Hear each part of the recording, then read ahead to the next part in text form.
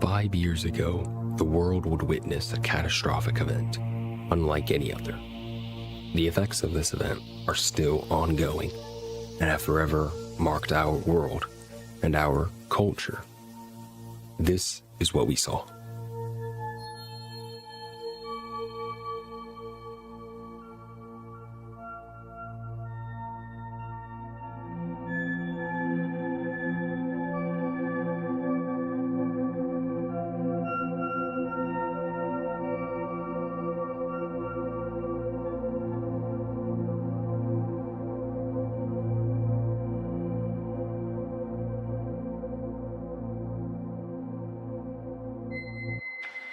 My fellow Americans, tonight I want to speak with you about our nation's unprecedented response to the coronavirus outbreak that started in China and is now spreading throughout the world. Today, the World Health Organization officially announced that this is a global pandemic. COVID-19 was a huge global event like none other. On December 12, 2019, in the city of Wuhan in Hubei, China, patients were contaminated with an unknown virus. This virus was described as an atypical pneumonia-like illness that doesn't respond well to standard treatments. On December 31st, the World Health Organization office in China was alerted of what would later be known as COVID. The illness was reported as pneumonia of unknown etiology. The symptoms were described as shortness of breath and fever in Wuhan. Every initial case was then linked to the Wuhan seafood wholesale market. The market would be shut down the next day, and now we enter a new decade with the start of 2020.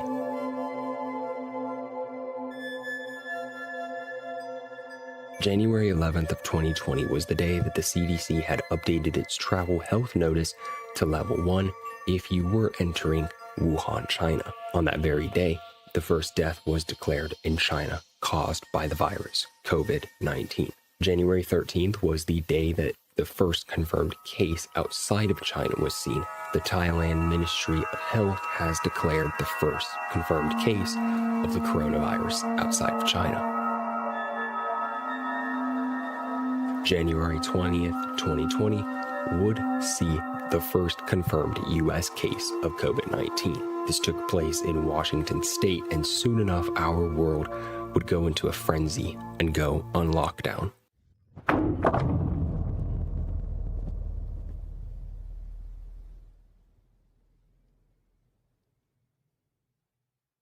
On February 11th, 2020, the coronavirus was labeled COVID-19. And on March 11th, 2020, the WHO declared COVID-19 as a pandemic after 4,291 deaths, as well as over 118,000 cases across 114 countries. On the same day, President Donald J. Trump addresses our nation about the pandemic.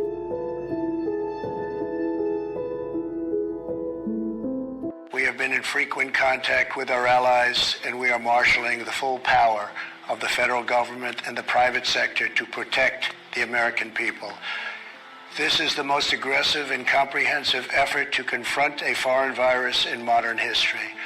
I am confident that by counting and continuing to take these tough measures, we will significantly reduce the threat to our citizens, and we will ultimately and expeditiously defeat this virus. From the beginning of time, nations and people have faced unforeseen challenges, including large-scale and very dangerous health threats. This is the way it always was and always will be. It only matters how you respond, and we are responding with great speed and professionalism. Our team is the best anywhere in the world. At the very start of the outbreak, we instituted sweeping travel restrictions on China and put in place the first federally mandated quarantine in over 50 years. We declared a public health emergency and issued the highest level of travel warning on other countries as the virus spread its horrible infection.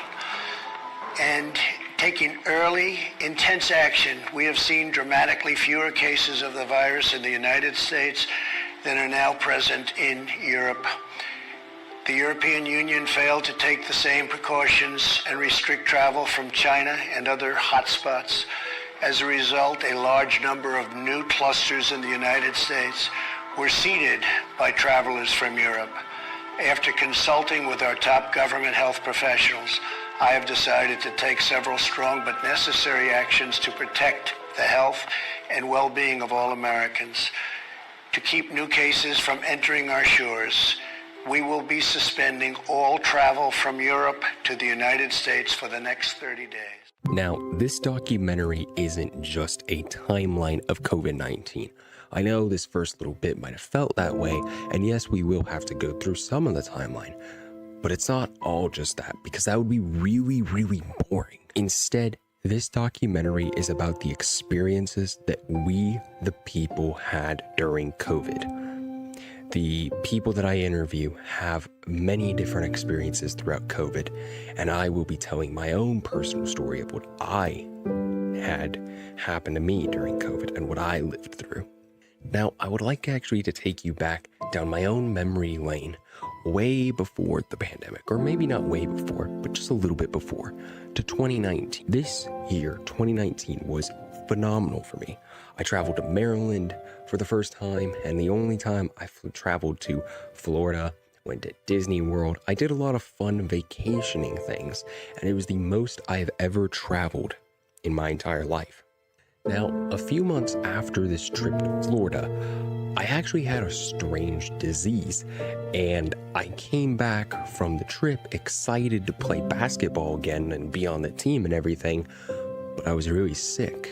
Now, this sickness, this illness was like the flu, but it was a mysterious type of flu that my nurse and my doctor couldn't really understand what it was. So they just said it was bronchitis and then it was something in my lungs and everything. And that was a little bit of the problem.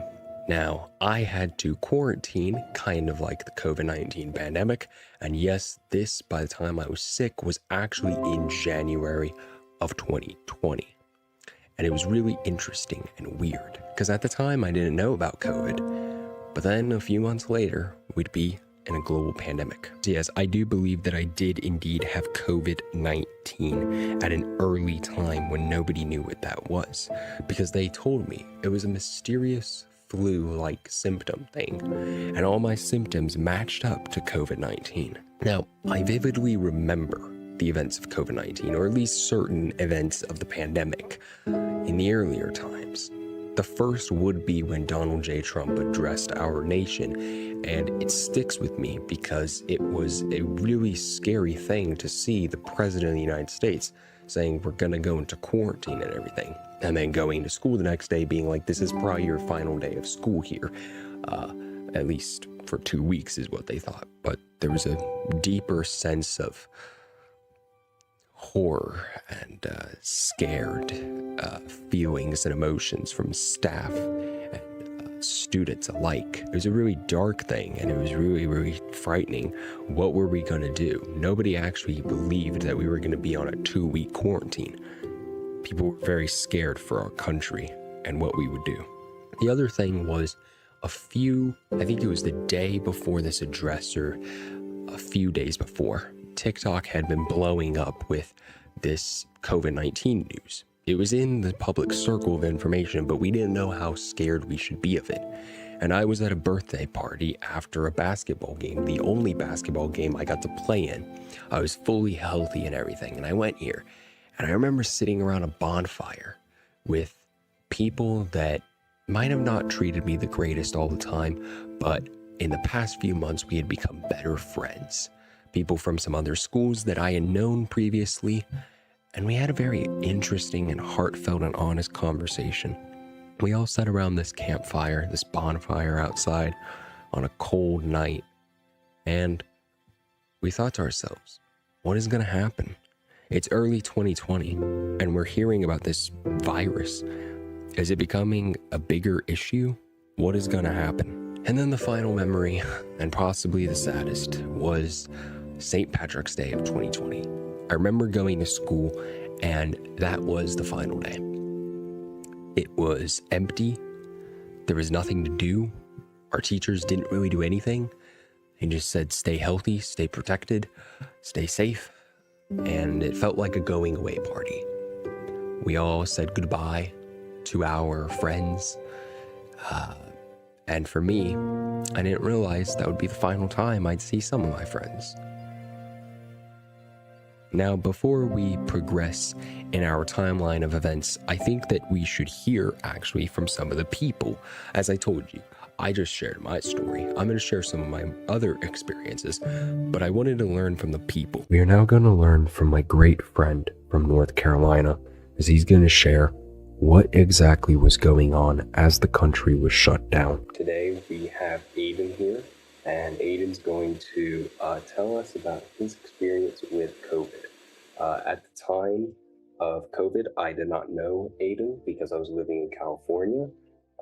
So first thing I want to ask you is, where were you actually a little bit like before COVID, like a few weeks before it? Were you like happy? Were you enjoying life? Like what was going on? Um, I would say I was doing pretty good. It just turned into 2020. It was the turn of the decade, and I was in seventh grade. All things considered, it was going pretty well. I had a lot of friends, and I was very social. I liked going out a lot, and I was able to. I felt like I was that was kind of like some of the best times of my life were in middle school, but also some of the worst. And it was a good time overall right before the quarantine went in. What was the first thing that you thought or felt when you heard that we had to go on lockdown? The first thing I felt was shock. I was a little bit startled because it never something that had like a 2 week break for something that we didn't understand had never happened, and it never seemed like it would ever happen. And at first I was shocked to see that we had 2 weeks off of school for seemingly no reason, but then I was excited because it was 2 weeks off of school. At the time I was like, that's awesome. I don't have to go to school for 2 weeks. I get to, it's essentially like a winter break right after we had already had winter break. And it was seemingly, I was very excited for it. Okay, so you're excited for it and you have friends. Did you and your friends stay in contact over that time? Or did you just kind of like go off on your own? I stayed in contact with most of my friends. We would play a lot of games online. We'd text a lot. We'd FaceTime. We even hung out a few times over the break. And then yeah, I'd say for most of the break we kept in contact. That was when I was most social online. Was during that first few weeks of the quarantine. Is when I had met a lot of newer people online. I had spent most of my time online during those first few weeks. How did you get through the first 2 weeks? Was it just like socialization? Yeah, it was. It was socialization, kind of playing a lot of games with friends, hanging out. And at the time, it didn't seem like it didn't seem as ominous as it does now looking back. Because I don't think we knew it was going to be longer than 2 weeks until near the end of the 2 week period. And it, it was a little bit difficult for nearing the end of it because I did miss going into school and seeing people, not necessarily the school aspect of it, but just being able to go and see people and socialize in person was a little bit difficult. After the 2 weeks, what kind of happened with you and your friends? We did keep in contact for the first few weeks after that, and then as every week went by, it felt like it slowly tapered off the amount that we talked, and we still at that point they started instilling the virtual classes. Like they told us that the quarantine was going to be longer than 2 weeks, so that they instilled the doing of the online classes, which was not fun at all. And once the school year started to taper off, it my so did my like socialization. I'd stopped talking to people more. I spent a lot more of my time alone and just kind of in my room for a lot of it. It seems like you kind of were like me and just got isolated over time. Hmm. Um, I'm guessing that your school, like, you kind of just checked out of school and it wasn't doing anything for you. Yeah. Yeah. Um, okay, so I guess I would have to ask you, how were you mentally throughout this all? I would say it was a pretty slow decline. It was a steady decline downwards. As time went on and once summer came, it the summer break was okay. I didn't get to go do much. My socialization was at an all-time low. I barely talked to anybody. I barely even went outside. And as time went on and moved forward, my mental state slowly declined. And then once the new school year started for 8th grade, it was I would say that was probably when it was starting to get at its worst during the first semester of 8th grade. I was fully online. I wasn't going into school at all like some people were. And my socialization, I almost became asocial. Like I didn't, even if I had the chance to talk to people, I didn't really want to because I was becoming so accustomed to being isolated in my room for most of the week. And it it was pretty bad. It was very difficult. Looking back at the time, I didn't realize the damage it was doing because I was so just in my own head during the entire experience. I didn't even realize how damaging it was to not socialize with people and be so alone for so long. You said that you went fully online the first semester of like eighth grade. When did you get to go back to school? Near the beginning to middle of second semester, I would go in. I think at that point it was fully they instilled like you could go 5 days a week if I remember correctly. The first semester you could choose to go in one day and be virtual 4 days, but then I think second semester is when everybody came back, and it almost felt like dystopian. Everybody was wearing masks, the desks were split apart. It almost felt like everything was different. It didn't even feel like I was in the same school. The people felt different. It just felt so ominous, and it honestly it was a shock having to come back to socializing 5 days a week again because I was so used to not talking to people.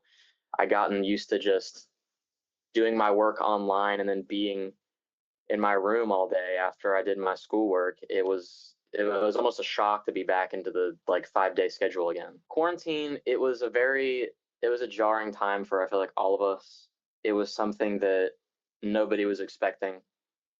And I feel like a lot of people suffered through it, not only through loss from losing people to COVID, but also mentally from being taken away from their daily lives and not being able to see their family or friends.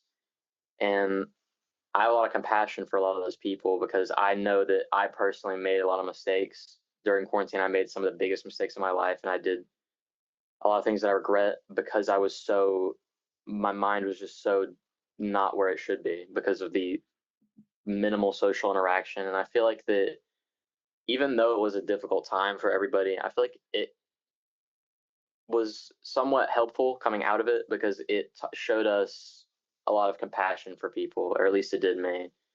It helped me with my empathy and learning to understand other people through hearing their stories of what they went through and the losses they experienced during COVID. So I feel like as time has gone on, my view of how it was isn't so negative. I feel like I was able to pull something out of it and learn something from it. Yeah, yeah, that's good that you could pull something positive out of it. Mhm. And I would say, like, I definitely can relate to you on making some bad decisions throughout quarantine because I mean, it was rough and there was there was a lot of isolated time for me, and there was a Mhm. lot of time where I just didn't have anybody uh, to help, um, or I didn't feel like I had anybody to help me out. Mhm. But thank you for your time today. Absolutely, man. Thank you for having me. As ordinary citizens faced adversity, the United States was making policies to combat the virus. On March 27, 2020, the CARES Act was signed into law. This act was an aid relief act in which Americans were given stimulus checks and small businesses had loans extended to them. Consequently, on March 28th, the 2-week quarantine was extended to the end of April. This saw social distance measures go into full effect, and on March 31st, a fateful announcement was made by Dr. Anthony Fauci. 100,000 to 240,000 deaths in the United States were expected, even if everybody had obeyed the restrictions, was what Dr. Anthony Fauci had told us. Dr. Anthony Fauci served as director of the NIAID from 1984 to 2022. In 1968, Dr. Fauci joined the NIH to combat infectious diseases.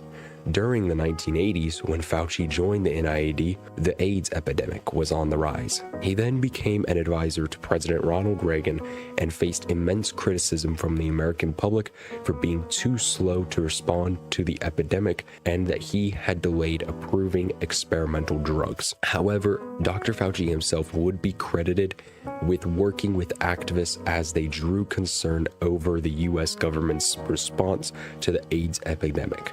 They'd claimed that since AIDS was associated with the gay community, the government didn't want to help the epidemic. Now, one thing Dr. Fauci was especially good at was his political tactics. He advised many US presidents and had to negotiate with many politicians during his time at the NIAID. After the AIDS epidemic, Dr. Fauci would not come into prominence until 2020, as the COVID-19 pandemic broke out. Serving under President Trump's COVID task force, Dr. Fauci had immense power and had to make a lot of decisions for the country and overall the world in response to COVID-19. Going back to our timeline, the White House had announced that we must wear masks when outside on April 3rd, 2020. In my eyes, April 4th was a dark day for the world. The CDC had released tracking for the COVID-19 cases and death. This was then projected and broadcast on all news networks. This was sadistic, and I believe it had a harsh effect on the minds of many. In what other scenario would people be able to see a death toll for weeks on end? This, along with many other factors, caused mass hysteria, fear, and anxiety. The quarantine caused mass hysteria where toilet paper, of all things, was going off the walls at a very alarming rate. Food was flying off shelves and water was as well.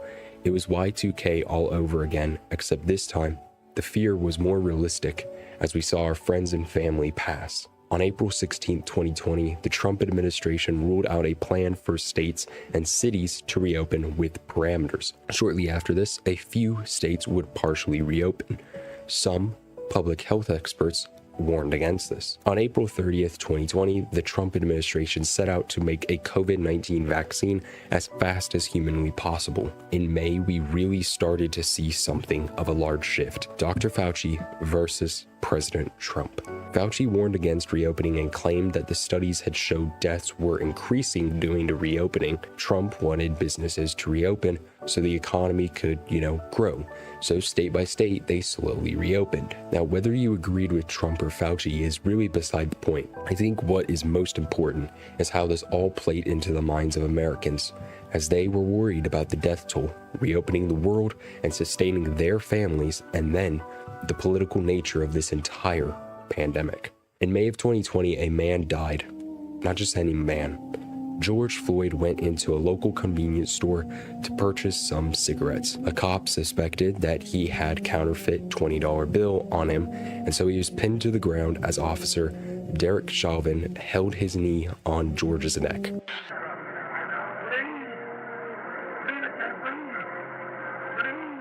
This horrifying event was recorded and spread across social media at a very rapid rate. Then, in the wake of an already politically hostile and pandemic-ridden world, riots and protests broke out across the nation. Gas into the crowd. They are trying to push these folks back. Earlier today, just a few blocks away, there was looting underway nearby.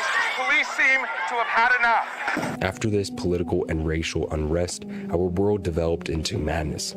May 28, 2020 showed that the COVID-19 death toll had surpassed 100,000. Not long after this, a long and treacherous summer would hit. and much troublesome times would occur.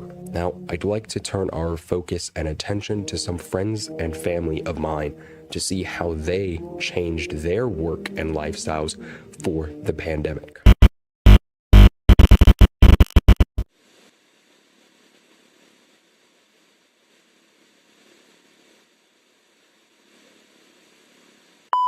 I previously recorded this and it didn't go through, but I asked you the first time around, how did you like deal with COVID, and then how did you like bounce back after that once restrictions were getting lifted? Oh yeah, like in let me see if I got the years right. 2020, right? Yeah. So, COVID was coming. They kind of were talking about it, like, are we going to have to close? So, the employees, I have 20 employees, and they were nervous because obviously, if you don't work, you're not getting paid. Yeah. And uh, so we knew it was coming. But you know what? It was the confidence that I had, knowing that God was going to take care of us. So we prepared for it, and all this staff got, we got online to get unemployment and whatever government programs were there. We did this early before things closed, and it all worked out because, when things closed, millions of people were trying to do all this stuff. And I mean, the employees, not necessarily me, but trying to do this stuff to make sure that they can pay, their rent and food and everything. And so they all, we took care of everybody that way. And then while we were closed, so it finally happened in March, I believe. And in March, we were closed for 2 months. You couldn't do hair service, but fortunately, the employees were covered. And then, I kind of again, like you and I were just talking about, Peyton, when things got tough, that's when it was time to do some work. So I was like, yes, we're closed because we're open every day but Sunday. So it's like, I can finally do some renovations and stuff in the salon that I never had time to, because when you're open every day, you can't really paint and stuff. So while we were closed for the 2 months, we remodeled the place and new furniture and painted. I was there every day painting and had guys come in and do tiling and all that stuff. So because I've owned the business then about 3 years, so finally I got to make all the repairs and everything, and then it was 2 months later when COVID was pulled up, opened back, or what's the word? When the restrictions were opened back up, we were ready to go. So we were advertised like, hey, we're ready for you. Come on back, customers. And here's all the changes we made and everything. So it really was a very productive time to do this, which I'm real thankful for. Yeah, and I saw in California, a lot of the smaller businesses, some of them managed to survive COVID, but not a lot of them. And that was really smart. Like, I don't think I've ever heard anybody say like that you guys worked with your employees to get on government like assistance before that even happened. Because of course there was like talks like, oh, are we gonna have to shut down? And then there was like, all right, 2 weeks, and then that turns into like 2 months, depending on where you are. But that was a smart move on you guys to like do that and then be like, okay, we're closed, so let's renovate, Yeah. Well, most that state program, it's not like because I knew I never applied for unemployment before, and I knew my employees didn't either, and they're all longtime workers. So what happened was the whole computer system crashed because all of a sudden you have millions of people in the state of North Carolina, looking for some assistance, and the whole system crashed, so nobody could get on. But like I say, fortunately, we kind of thought ahead and made sure all of our employees were on the program and stuff. And then and the company took care of them as well with health insurance and stuff. So really, we were all covered, and fortunately, through God's grace, that we were covered. And I just think it's truly a testament to His grace.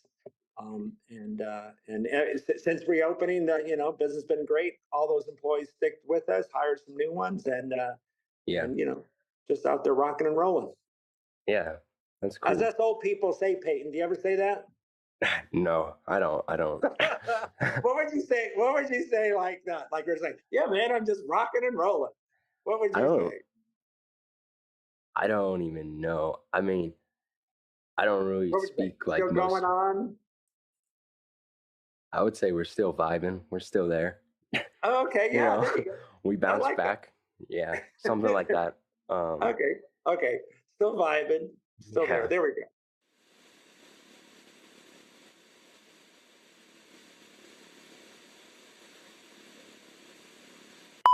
Grandma, could you explain to us what your job is and what that entails? Okay. So I am the co-founder of this organization. It's a nonprofit and it's called Exceptional Family Center. And what it is, it's a family resource center. We help individuals who are developmentally disabled apply for benefits such as Social Security, CalFresh.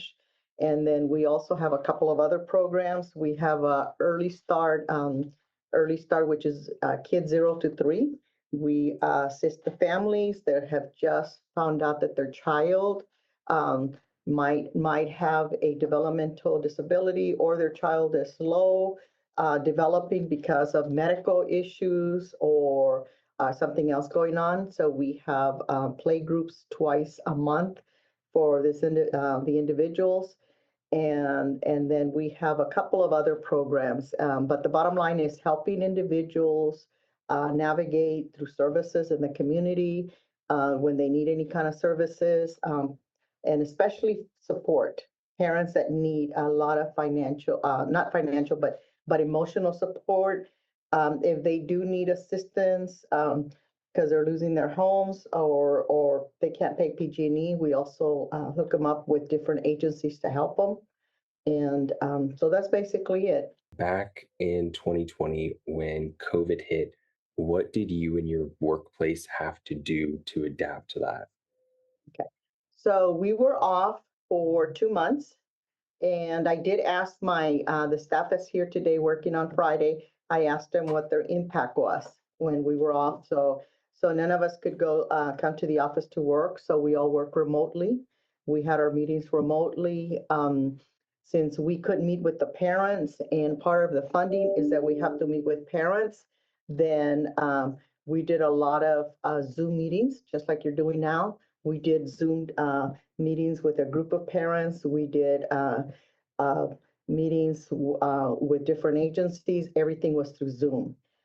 And everybody in the office here did not come into the office it was close to 2 months. The full, some of them full 2 months, and then some a little, like I came earlier, and the other director came. But when we did come back, all of us had to wear masks. And so I had to write a new guidelines on COVID and what happens if you do get COVID, how many days you have to be out, the test, you have to show a negative test before you can come back to work.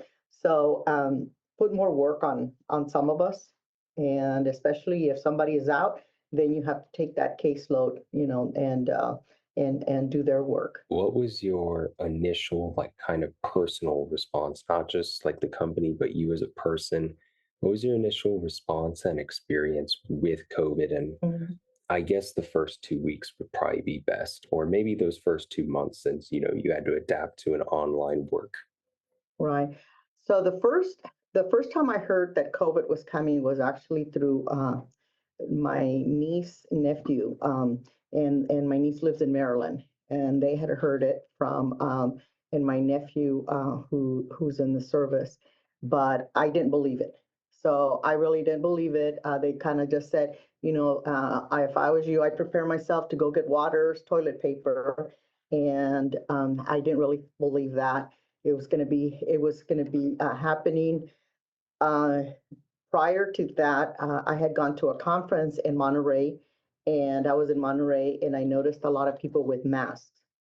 And this was before the shutdown, so there was a lot of people from other countries. They were already wearing masks. Then when we shut down here, it was like, oh no, we'll be back. We'll be back in about a week. We didn't think it was going to be more than a week. And then 2 weeks came, and then nobody was allowed to work in a setting, in an office. So my first thinking of it was it's not going to last. It's kind of like somebody's making a bigger deal than what it is. And I don't think it's really going to have that big impact because we'll be back to work. But no, it definitely did. It definitely did. We were mandated not to have anybody come into the office, and we could not work in the office at all. Yeah. Yeah. Um, yeah, I remember those first 2 weeks and I didn't really believe it. And in the beginning I was like, oh, it'll probably like change. But once I think people Hmm. started like growing super concerned and started like taking supplies off of shelves at a very fast rate, I was like, yeah, this probably isn't gonna end anytime soon. And so Yeah. yeah, Yeah. Scary times. yeah. Um So I guess you already mentioned that you got to work with your clients through Zoom during Hmm. COVID.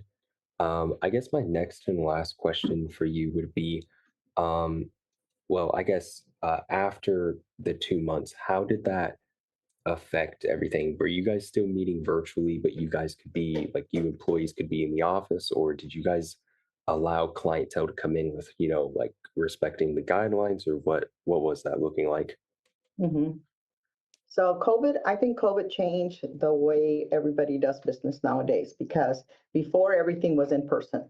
When we met with families and they were applying for services, they always came into the office and they applied for services. When COVID came, then it was recommended that they do it over the phone. Everything was done over the phone, and so we actually did a lot of the over the phone. We did the for the play group that I have. We did like story time. We used kind of like a Zoom and connected with the families that way. So it was online, it wasn't face to face. So we kind of took it more slower in terms of getting families in. Even to this day, a lot of the meetings that I had were on the Zoom with other agencies. Even to this day, there are certain agencies that have not gone to in-person meetings. They're all in through Zoom or they're hybrid, which both in Zoom or in person, just like classes. Classes, when two of my staff went to do a presentation at the college, and they only had two people present in the classroom. The rest, there was 12 students, and the 12 students were through Zoom. So there was, it's hybrid.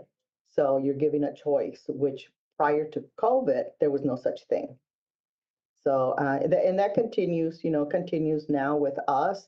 A lot of the agencies that we were used to meeting on a regular basis, we have monthly meetings. It's still through Zoom. It hasn't gone back to in person at all with some agencies. Yeah. And I think that's one of the very few benefits is that you now have the option of Zoom for a lot of different workplaces, which, Mhm. can cut like travel time and expenses for employees. And it just makes things a lot more readily available.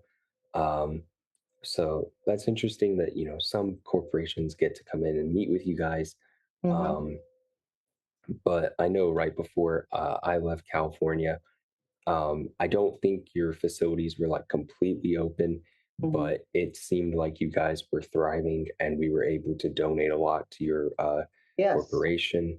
Oh, And it yes, seems like, definitely. yeah, and it seems like it's grown after. Would you say that's true that you guys have grown? Oh, absolutely. We've grown. We have other programs. I work directly with the State Department of Developmental Services, and actually, I just got an email today that they're expanding our funding to add new positions. So yeah, we keep growing, and it has to do with the kind of service we provide, customer service. It has to do with being flexible also, but. A lot of, like I said, a lot of the agencies are still not working fully in the office. And that has sometimes a negative impact because then you don't have your coworkers that you can bounce ideas from. You don't have that social connection that you can kind of talk to somebody. If you're having a bad day, you're right there talking to somebody. A couple of my coworkers that I talked to them, I told them at lunchtime I was going to do this podcast, and I asked them, how did it impact you? How did you feel about working at home? And the majority of them said they did not like it. They Yeah. did not like it. Some of them were not working for me at the time, so they were in different positions and different agencies. And one of them is a teacher. She used to be a teacher, and she had to do her cooking class from doing Zoom. So she said it was kind of difficult because if you're in a classroom and you're doing a cooking class, you have the smells, you have and you get to taste the food afterwards. So that was not you could not do that. The good thing about I think what happened with the pandemic is that families, individuals are now able to get online and be on different webinars, different conferences through Zoom because now it's available. As before, mostly everything was in person, but now I have a couple of conferences that I don't have to go to. I can just sign up, and it's basically you can either go in person or you can do it in Zoom. So it's cost effective. You don't have to leave the office. You don't have to get a hotel or drive anywhere. And it's made it good for our families because a lot of our families have children or young adults, and they can't leave them and find babysitters. So that's been a plus. That has been a plus that you can join a training um, from anywhere, and now it's offered through Zoom. The only thing when I think of COVID and the pandemic, the only thing that hits me hard is the loss of all the people that we lost because of the pandemic. We lost my sister-in-law Maria, and it was due to COVID. Our family member that was close to, and the way that individuals that died during COVID, it was awful because nobody could be with them in the hospital, nobody could go visit them, and they were alone the whole time. So that was the worst thing about COVID. That if you had a loved one that was ill, that was in the hospital, or that died, like we had our Tia Maria that passed away, she was all by herself. Only with the nurses and professionals there, and nobody else could be with her. All the conversations with her and my brother were through basically through FaceTime because nobody was allowed to be in the hospital at all. So that was a sad thing about also the COVID, the pandemic, was the families that lost loved ones and they were not able to be there with them. Yeah. Yeah, I remember when that happened and it Yeah. impacted you and my mom greatly. Mhm. Yes. And Yeah. my uncle, or I guess my cousin, Mhm. she in I think 2021 had to go into a lot of different surgeries. And so there was a Yes. lot of different procedures there, and there was a lot of stress around Mhm. how could people, interact with her. Yes, absolutely. Yeah. Yeah, it's difficult. After all of this, let's head back into our timeline for a few moments. Shortly after the summer, the first presidential debate hit. In September, Donald John Trump debated soon-to-be President Joe Biden. As I've said a few times here, the stressors of this pandemic were everywhere, from the racial issues to the death toll to the political issues. They were all very rampant. These debates only increased the stress in the world. On November 3rd, 2020, America chose to elect President Joe Biden. President Joe Biden was left with the Trump administration's COVID-19 efforts and with Dr. Anthony Fauci. December of 2020 would mark when the vaccine began to roll out. At the end of the year, I remember being excited, but also very nervous about 2021. It was like a light at the end of the tunnel was coming closer than ever, but I was scared that this light was an illusion. January 6th, 2021 would mark yet another day that raised tensions. On January 6th, 2021, the U.S. Capitol, while counting the electoral votes for President Biden, was under some sort of an attack. A loud and rambunctious crowd of thousands stormed into the Capitol. The people that stormed the Capitol seemed to support Trump and left the president with bad press and a multitude of upcoming investigations into him and his separate supporters. On January 20th, 2021, President Joe Biden took office. The very next day, President Biden released a plan to help America get back on its feet. Although efforts continued to push on to help defeat COVID, new strands of the virus came up, and on January 26th, 2021, the worldwide cases had increased to 100 million. Throughout 2021, the world went back to normal. By the middle of 2021, the vaccine was more accessible and mass-produced. Late 2021 and early 2022 saw the pandemic die out rapidly, and folks went back to work and their normal lives. But that isn't the end of our story today. I wanted to make this film to explore the aftermath and the effects of this pandemic. Of course, it killed a lot of people, but there were more long-lasting impacts that poisoned the public. That's why you see me interview so many people that have lived this from different areas and stages of life with different concerns in mind. And that's also why we didn't spend a whole lot of time doing the timeline of COVID-19. I put it there so you guys would have the context, and I tried to be as unbiased as possible, just researching information and using resources such as the CDC and a few others that will be linked down below. According to the WHO, in the first year of COVID-19 pandemic, global prevalence of anxiety and depression increased by a massive 25%. The reason depression skyrocketed in 2020 was because we were all locked in at home, and the lack of a social life killed the mental health of many. As I highlighted, the death toll, the political unrest, violence, and the gloomy fact that nobody was happy or no happy end in sight, it all made people go crazy and become depressed. I remember in 2020 hearing of many people committing suicide in my very own community and a bit outside of mine. Reading from the National Institute of Mental Health, they reported the following. Quote, researchers identified 5,568 youth who died by suicide during the first 10 months of the pandemic, which was higher than the expected number of deaths had the pandemic not occurred. Higher than expected suicide rates were found a few months into the pandemic, starting in July 2020. The increase in suicide deaths varied significantly by sex, age, race, and ethnicity, and suicide method. During the pandemic, there were higher than expected suicide deaths among males, preteens aged 5 to 12, young adults aged 18 to 24, non-Hispanic American, Indian, or Alaskan Native youth, and non-Hispanic Black youth as compared to before the pandemic. Suicide deaths involving firearms were also higher than expected. A significantly higher number of suicide deaths reported for certain racial and ethnic groups, specifically non-Hispanic American, Indian, or Alaskan Native, and non-Hispanic Black youth, highlights outgoing disparities in rates of suicide that the pandemic may have exacerbated.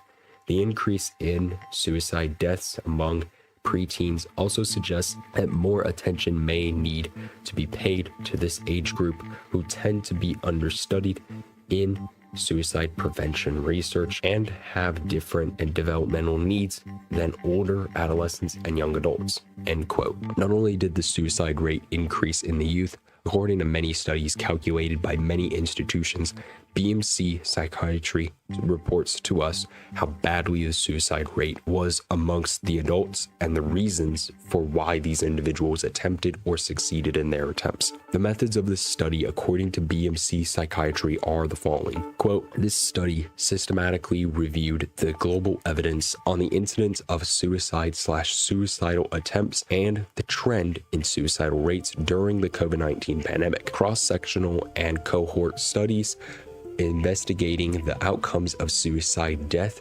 and attempts at any setting during the COVID-19 pandemic were searched in Medline, Embase, and SciInfo databases for papers published from December 2019 to May 2021. End quote. The results of this study, according to BMC Psychiatry, are terrifying, and the conclusions on why people acted the way they did are also horrifying. Reading from BMC Psychiatry, they report the following.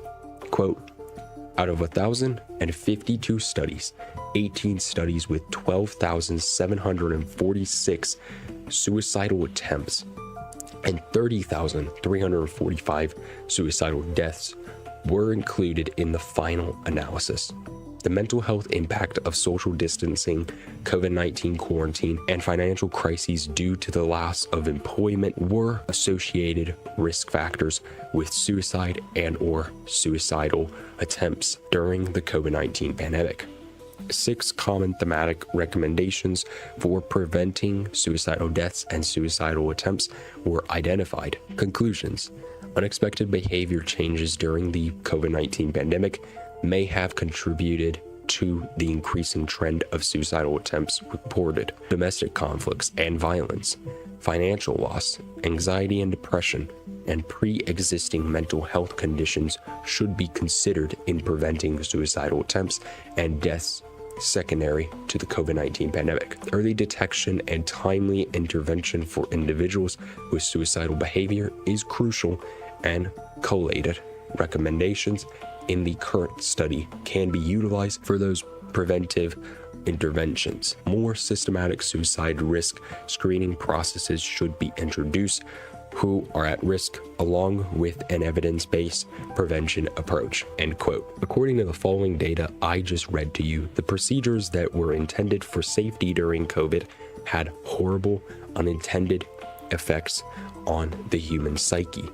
BMC said that social distancing, quarantine, and the financial crises accompanied by unemployment resulted in 12,746 attempts and the haunting 30,345 deaths. The conclusion touches on the horrifying truths of what quarantine brought out in some people. Drastic behavior changes from everyone in the household were a contributor into the suicide rate. Domestic violence and conflicts would contribute to the suicidal rate, and of course the finances. But something those all brewed that pushed some over the edge was anxiety and depression. When you are contained in a box for months on end and ever so rarely get to go outside and see the light, you will become depressed. In March 2022, UCLA doctors published an article about sunlight and happiness.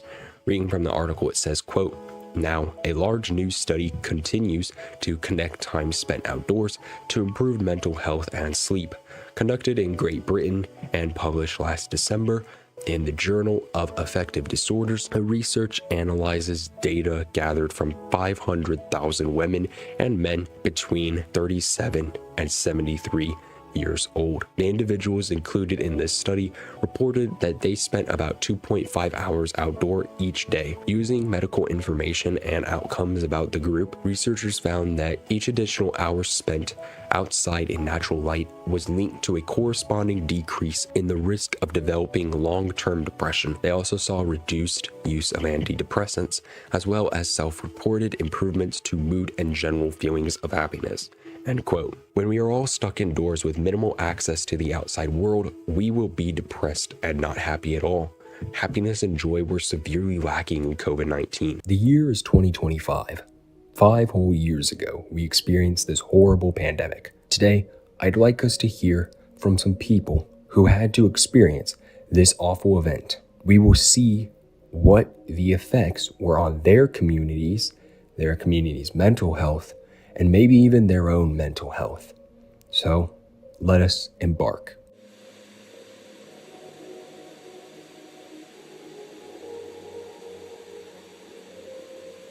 First, I want to start off actually by asking you, when you realized that COVID-19 was going to shut the world down, and everything, what were you initially disappointed about, or maybe like angry about that you couldn't exactly pursue at that moment? So there's like a lot of things happening at school at that point. I was excited because I had recently moved from my old town back to Bakersfield, and I was making new friends. But COVID happened, and all of that kind of just went out the gutter, and it was really sad because I knew. Oh, at first they said a couple of weeks, and then after that we would come back. So initially it was like, okay, like that'll be all right. But then it kept extending and extending, and then it was just really like it was kind of sad to see it all go. It was pretty sad. Yeah. Yeah. Yeah, I forgot you had moved back like right at that time, so that Yeah, must have been really, really rough. it was pretty rough. I was just starting to make new friends too. It was pretty rough. Um, how did you get through the 2 weeks? And since you just said, you're making friends, were you able to like stay in contact with them over that time? Yeah, so I played on the Xbox a lot back then, and I had some friends that we would play games together on the Xbox, and that really helped me, like that really helped my sanity. Um, I would play games with my friends. I wouldn't say all the time in the beginning because it was kind of weird. We didn't really know what was gonna happen. So yeah, I was trying to stay in contact with the friends that I had at that point, and I think that really helped me get through it. That really helped me. Yeah. Yeah, that's how I think that's how most of my friends and especially myself and my brother got through it was just talking to people over like an Xbox, which, at the time sounded great, but honestly, it built some, unhealthy habits for some Oh people. yeah, oh yeah, Yeah, which were hard to break out of. But I think within the past couple of years, you and I both have, been able to change and do a lot more productive things. yeah, yeah, Uh, for sure. Um, so only answer this if you're comfortable with answering this. But this documentary does aim to explore more so the psychology and how people actually felt. So I wanted to ask where you were mentally before the pandemic and then during the pandemic. So before the pandemic, I was a little iffy. It wasn't depression by any means, but it was definitely getting there, and the pandemic definitely did not help that. I felt at times I felt really isolated. Even though I had friends, it was really hard because I didn't see them, and it wasn't like there was like really anything that we talked about besides the games and stuff like that.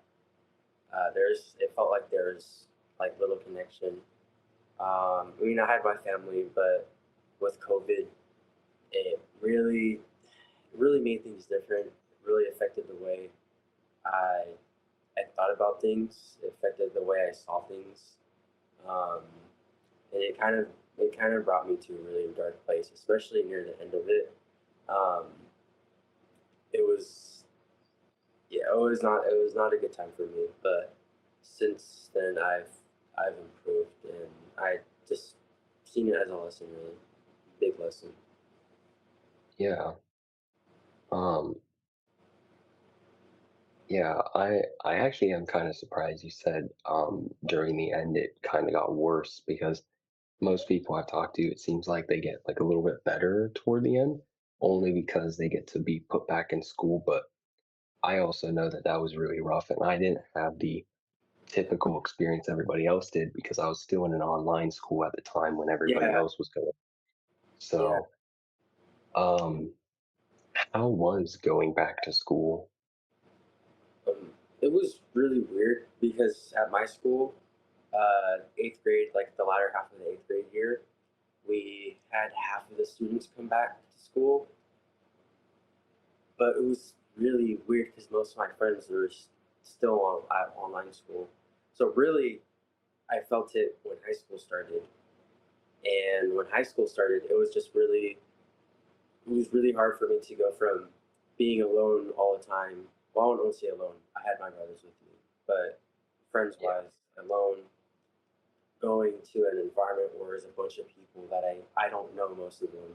I was still getting used to my middle school, and to go straight to high school was kind of a lot, and having to like make all those connections, it was a lot for me. I used to be really shy. I was really shy back then, meeting all those people. It was a lot, and some things didn't help, and it really got that's I'll say that's why it got a lot worse. It was a lot on my mind.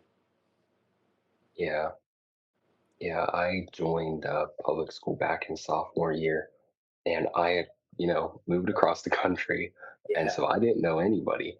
And at that point, it seemed like from what I've gathered from my friends, the like second half of freshman year, they started to go back to like normal school. Um, and so coming into this school, it was a very different mood from the teachers who had felt that they were taken advantage of during COVID. So they were very strict, Oh yeah. which I understood in sophomore year. And, I was just thrown into a new place and it was hard.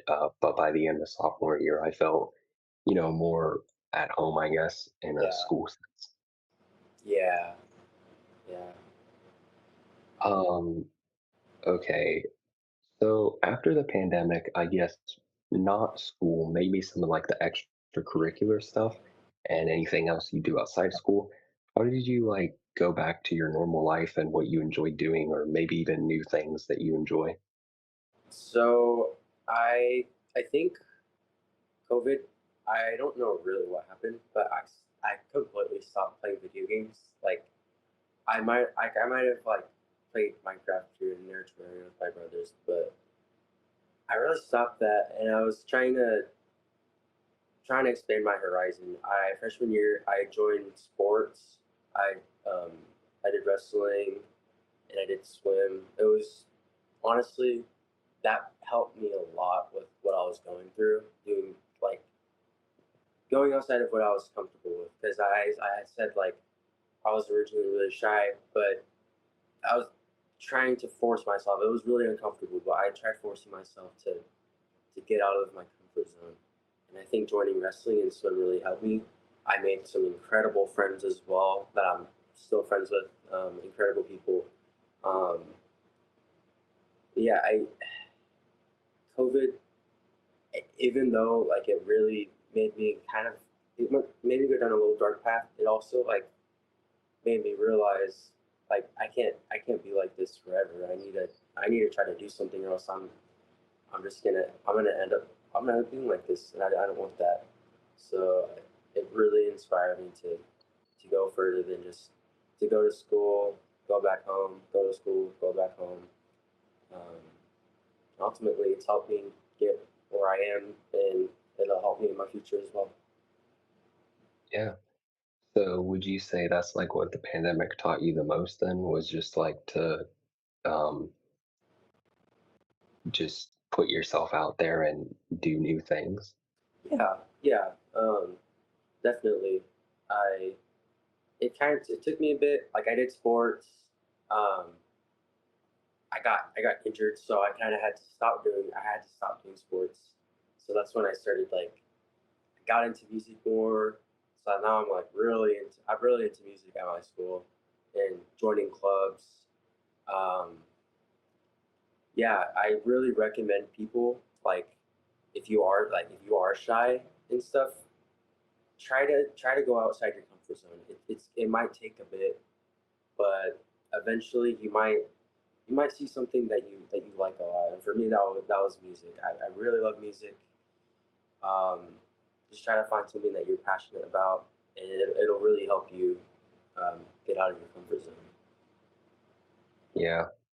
Yeah, I had the same type of thing throughout COVID, was just like discovering some of my passions. And then toward the end of it, I got to like expand on those and they've Yeah, helped me today. yeah, yeah. Also, like even like though like we all have our tough times. Try to see the light at the end of the tunnel too. Like for COVID, for me, I get it. It was kind of going back to normal life, even though it was hard for me. That was the light at the end of the tunnel for me. Was seeing like, okay, maybe it's not gonna be like this forever. Like maybe even though like masks weren't a big deal, I didn't enjoy wearing them all the time. So it was kind of Yeah. that was kind of a motivating factor too. Um, Yeah. yeah, All right, everybody. Today we are here with my childhood friend, Jaime. Jaime and I got to live through COVID together. Just like my cousin and I got to live through COVID together, and my grandma did. Um, and we went to the same school. So unlike my cousin, he went to a different school, but Jaime and I were at the same school, same types of classes, and COVID had hit. And the last day of school was St. Patrick's Day. But by then, a lot of kids just, a lot of students didn't even show up because their parents were already worried about the pandemic. So welcome, Jaime. Thank you, appreciate it. Thank you for having me on this podcast. Yeah, no. Um, yeah, I remember right before the pandemic was introduced.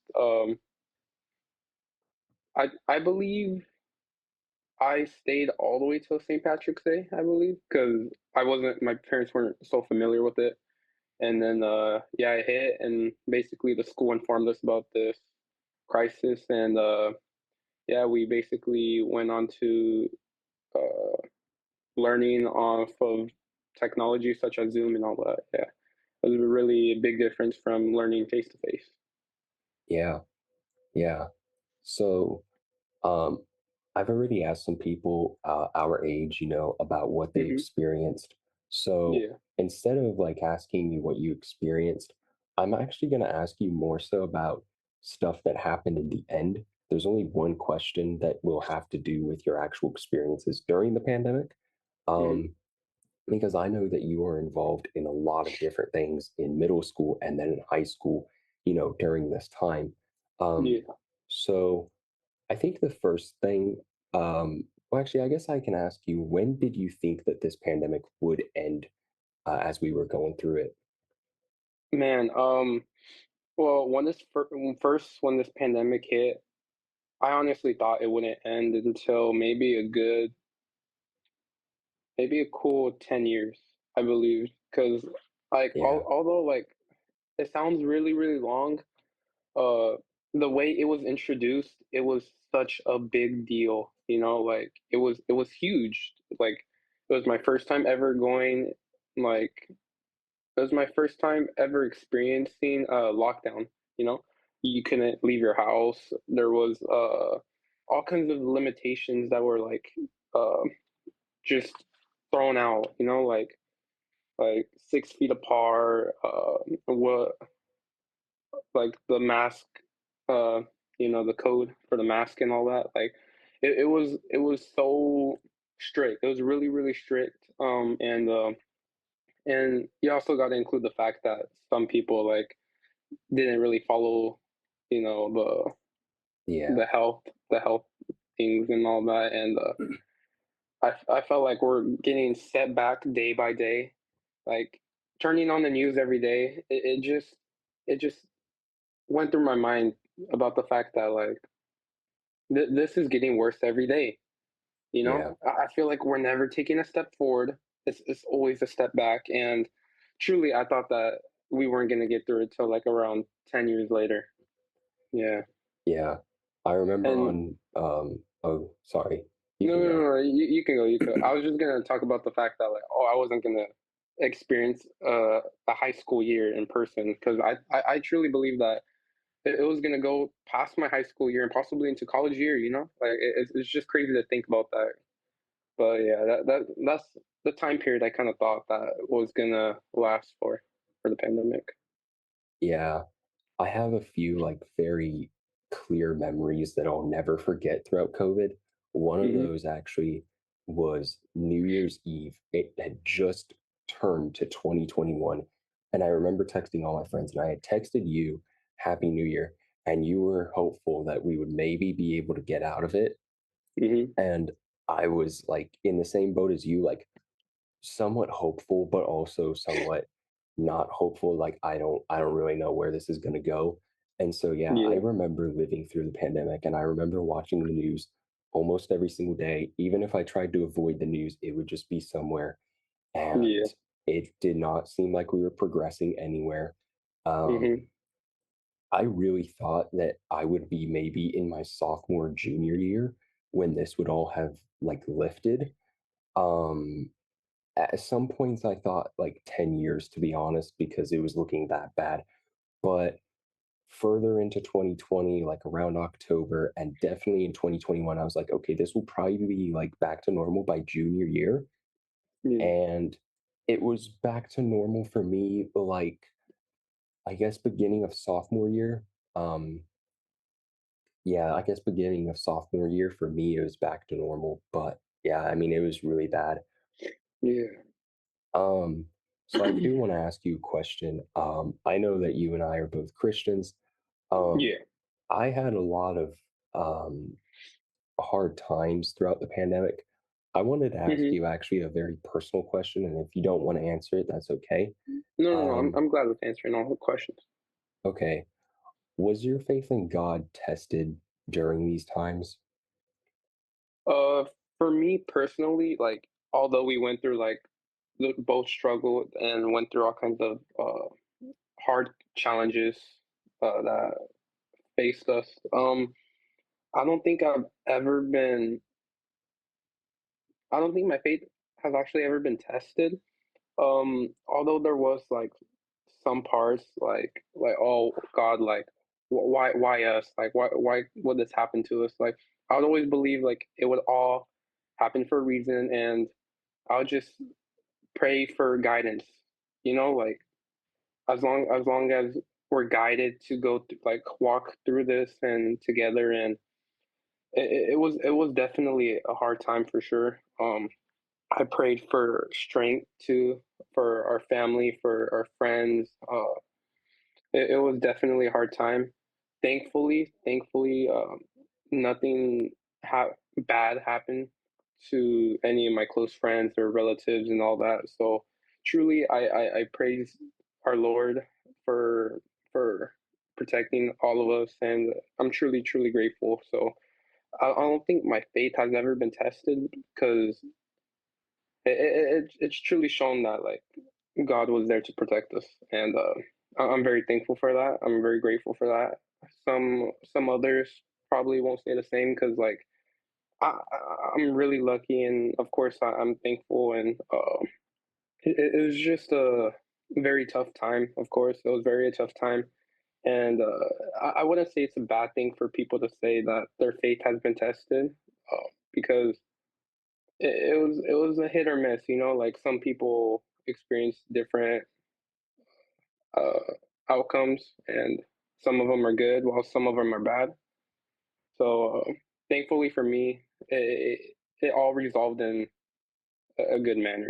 Like it was a good outcome. So I'm thankful for that, and I'm also thankful for our Lord for protecting us.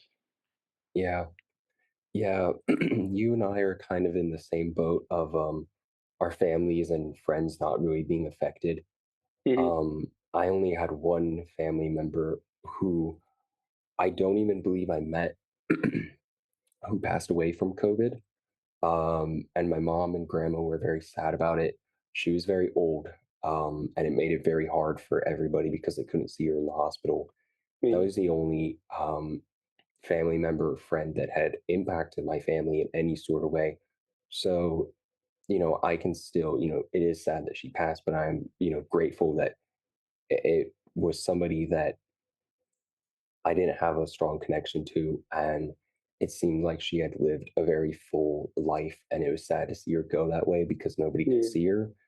But yeah, it got scary because a lot of my family, including myself, have had like scares with respiratory illness and stuff. So it was frightening for us. But God definitely protected me. I will say, um, I was kind of tested during the summer because my church was they were changing a lot and it wasn't great for my family. But by the time the new school year had come around, I was enrolled in like a different school, and Hmm. they had a guy there because it was a Christian school who taught the Bible, and he really helped me a lot during that. So I would say I was very briefly tested, but those times were very hard during, I guess, the end of the school year and then Yeah. summer. So I'm glad that you stayed afloat, though, because I mean, I came out, still at the end on it, but with God. Yeah. But some people definitely didn't.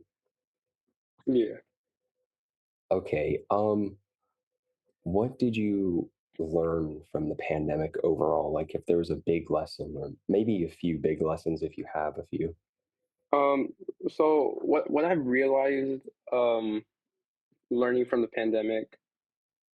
So if I were to like, ask a friend or so, like, oh, what did you think of the pandemic and all that? They always say, oh, COVID. Yeah, like COVID was such a nice time because all I had to do was stay home. I just had to do Zoom. And what I realized was that they're basic, or hold on, I kind of worded that wrong. What I realized is that they're basically saying, "Oh, COVID was such a good time because they basically got to enjoy their free and have like more free time and all that." But that it's kind of wrong because I'm asking about COVID. Or hold on. For example, lockdown. They enjoyed the lockdown portion of it. Like how everyone was indoors, while COVID, on the other hand, was the actual real deal. Like people dying, Yeah. and there's all kinds of different perspectives about it. While people think that COVID was just like a little flu, it was actually a really really big deal, and for for some people it really affected their lives. They For most people, when they think of COVID, they think of uh, online school and all that, but they always look at the goods. They never look at the bad, such as like the behind the scenes where businesses went out, like they started losing employees, or most businesses actually had to shut down.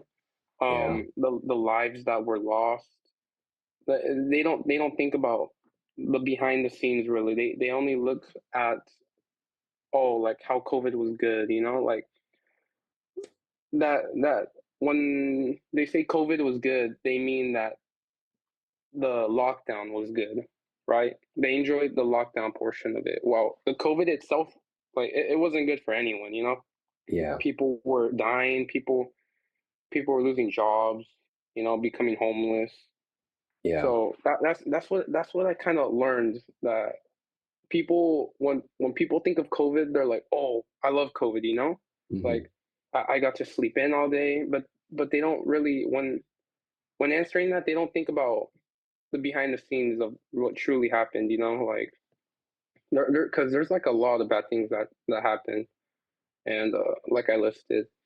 But another thing that I learned from the pandemic was it really allowed us to see how important technology was. Uh, it was actually quite a big deal. Technology was quite a big deal, and it basically got us through COVID. It helped us do online school, and it helped us with a ton of things actually. And from there, basically, technology has been going up, and technology has been a big part of everyone's lives now. And yeah, that's mostly it. I mean, yeah, yeah, that's Yeah. that's all I have. Yeah. Yeah, that's an interesting point about the technology. I haven't heard anybody say that for Yeah. this film, or really whenever I talk to people. And you are right about the people just saying, "Oh, it was really good for me," and they don't look at the bigger picture. I Yeah. know I definitely looked at the bigger picture because my mom had just opened up a business and that was Mhm. struggling. Um, she already was working in a bigger business before that for a long time, and she knew a lot of people who had their own businesses, local businesses in California, different sorts, food industry, clothing, whatever, and a lot of them were struggling. A lot of the people that we used to hire, and it was tricky for us to hire them, but as it progressed, it got a little bit easier. Yeah. So yeah, people don't really look at the big picture of like all these businesses shutting down, um, the depression and suicide rate and attempt rate, all of that sort of stuff. They don't really factor it in, Yeah. but the technology part is a great thing that I haven't even really thought of, because I mean, you think about before COVID, I mean, technology was improving, but definitely after COVID, it seems like we learned what technology we had and what we could do. And so tech companies seem to like want to push things further and make a lot of things better and improved. And it definitely has shaped our world today. Yeah. Um, yeah. So my final question for you, because I wasn't playing sports at the time, since Hmm. I went to an online school. Yeah. How was it getting back into sports? And did you do band again after? No, I didn't end up doing band. I believe eighth grade year. Yeah, eighth grade year was my last year band, Okay. and yeah, and then I just kind of just moved on to sports. Sports though, it was definitely a change to be introduced to. Uh, I remember when there were still there were given masks to use during practice, and Hmm. I kind of had mixed feelings about it because we're supposed to condition and train and do all kinds of stuff like about for sports, right? Yeah. But I feel like with the mask, we weren't really able to do anything like at full potential because I mean with the mask on, it was like really hard to breathe. So I didn't like the fact that we had to still be limited by the fact that we had to use masks. But I mean, it's a step forward for sure. I'd rather be out there than being inside and locked down. Yeah. But it was definitely a a step forward. I mean, that was probably like the only thing that was kind of bad about being in sports again. But other than that, I think it worked out pretty well. Um, however, I believe that we had less games that season because I mean, once a team had a player who had COVID, then it kind of changed up the schedule. So Yeah. it definitely still was a big change. It was it was small, but it had a big effect. Yeah. But really, really, other than that, I believe that sports was maintained well, although there was still COVID. But it was still a really fun season. So and then from there, COVID started to disappear, and we continued to do sports, and all around it, it was still really well. So I like the outcome. Truly, I truly like the outcome. Yeah, but it came out well. So Yeah. yeah, Yeah. it was a good result. Yeah. I didn't rejoin sports because I was playing in seventh grade and then COVID had hit. Um, Yeah. but I didn't rejoin until my junior year, only because I didn't know that we had a tennis team and where to try out in my school, or else I would have joined sophomore year. But Hmm. yeah, I mean, by then everything, was completely back to normal. And so, it was exciting getting to go back out and do a sport and one that I still Yeah. get to do today. So, Yeah. yeah. That's really good. That's really good. Yeah. Yeah. Um, is there anything else you'd want to add about your experiences? Um, for my experience myself, it was it was tough mentally, not seeing your friends, it was everything was kind of like closed, all your connections, it was kind of closed. You don't really get to see them in person. And honestly, like right now, I'm grateful to like be able to see our friends and all that. But I wasn't really a political person, so I'd never look at the news myself. However, when COVID was introduced, it was a big deal. And, you know, being new to this whole pandemic thing, it was definitely a huge change in my life. Um, like being introduced to something that from the past, for example, like the Black Plague and all that, like Hmm. huge, huge like diseases. And it was definitely it definitely changed my life for sure. Yeah. I would never have expected for something like this to happen in our generation. Um it had some ups, but it had like a lot of downs too. Um, and yeah, it was definitely, if you were to ask someone, it was COVID a big part of your life, and everyone would definitely say yes. It was a big part of everyone's life for sure. It affected everyone, even no matter how much you want to deny it, it affected everyone for sure. And Yeah. yeah, it was not a good time for sure. It was not a good time, but some people have their sayings, that it was good for them, and that some people even got COVID and they're like, oh, it wasn't that bad. It was just like a little flu and all that. Some people have their effects. It just all depends, like on your health, your age. So Yeah. there's definitely different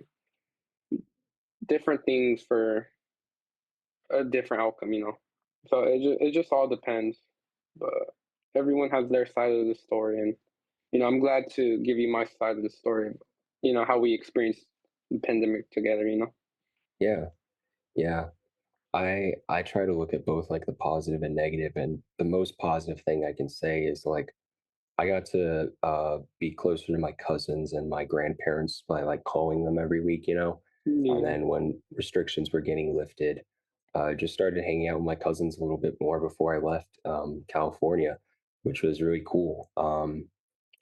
But I mean, as you said, and as we experienced, there was a lot of negatives in our communities. Before we end our time together, I want to tell you about my experience with the pandemic. I started this documentary by telling you where I was when the pandemic hit. I told you I caught COVID early on, where they didn't know what COVID was. And I ended by telling you that the lockdown had ensued. The lockdown was hard on myself and my family. Worry was in the air for my family as the price of goods were skyrocketing, toilet paper was gone, and we were locked in due to a respiratory virus. Respiratory issues were something that my family has struggled with a bit, especially myself. When we realized the 2 weeks to slow the spread was going to be a year or so, anxiety and depression set in.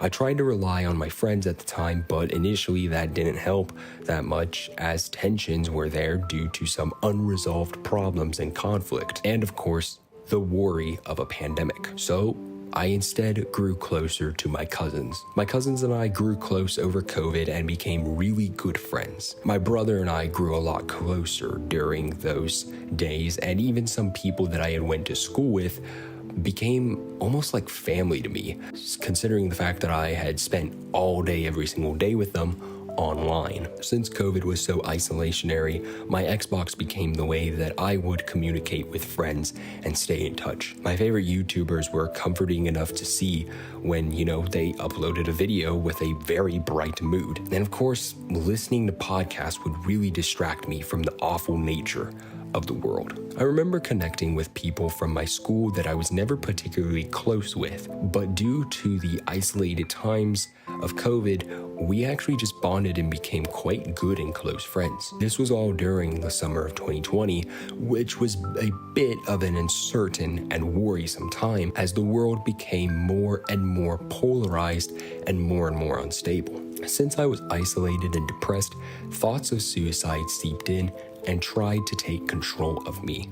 But as restrictions started to shift and raise, my extended family, such as my cousins and grandparents, was my closest support circle. I spent a lot of time with my grandparents in 2020 and 2021 before we left California. I've talked a bit about how God and my religion were fading out of my memory or really importance because my church had gotten extremely political. My church wouldn't offer the hope that they should, but instead disparity. The very thing that I wanted to escape was politics, and my church wasn't going to give us hope in these trying times, but rather preach their own personal political agenda. As a result, many families left the congregation, including mine. I went to the youth group though because I needed a way to socialize, and as restrictions were being lifted and we could gather, I went to the youth group in hopes that I could reconnect with my friends. But that faded very, very fast because it was more drama oriented, and the new youth pastors that were in charge weren't very great at their jobs. The whole environment was very hostile, or felt like a Sunday school where they taught us like we were children and not like preteens and teens trying to teach us with, new and insightful lessons.